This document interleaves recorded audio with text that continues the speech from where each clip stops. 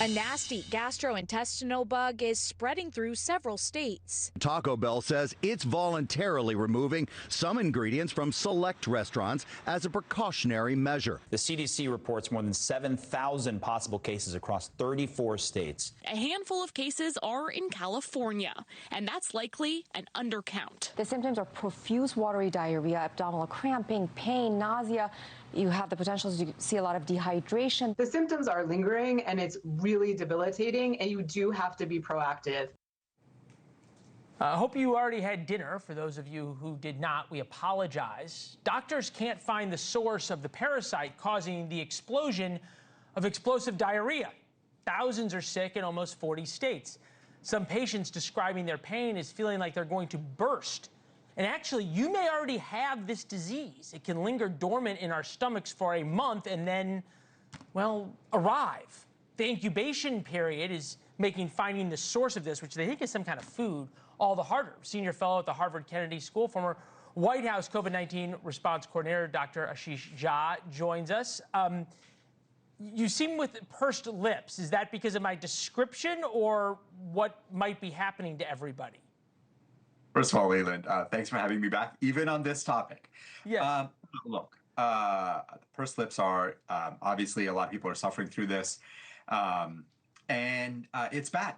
And we've got to get on top of this, and we have got to get it under control. And I think we can, but we've got to be much more active and aggressive. And by getting on top of it, we have to figure out what food, either lettuce or berries or some unwashed food that's causing this, right? Yeah. And because of that delayed incubation period that you described, 2 to 4 weeks, it's really important to get on this stuff, on top of this stuff early, that the earliest cases should be identified, and then we should figure out what the food source is. Unfortunately, that window has already closed. This has spread so far. I am not convinced we are going to find the 1 or 2 original sources. It may be multiple sources now. It's spread in so many places. So this is going to be tough to get it under control. So what is, and I hate to make this reference, but as somebody who went to college and occasionally frequented Taco Bell, how do you tell the difference from this parasite with a long name versus just kind of what happens after Taco Bell sometimes? Yeah. Not to pick on Taco Bell, but norovirus is a very common GI bug. People get that all the time. Lasts 2 to 3 days. Often you get it a couple of days after eating something bad. It gets better. The problem with cyclospora is, again, that 2 to 4 week incubation period. And then the symptoms can literally last for 4, 6, 8 weeks of watery diarrhea. So pretty miserable. You can tell this is not. I don't mean to pick on Taco Bell. There's times that we all need Taco Bell in our lives. I have to love social media at this moment.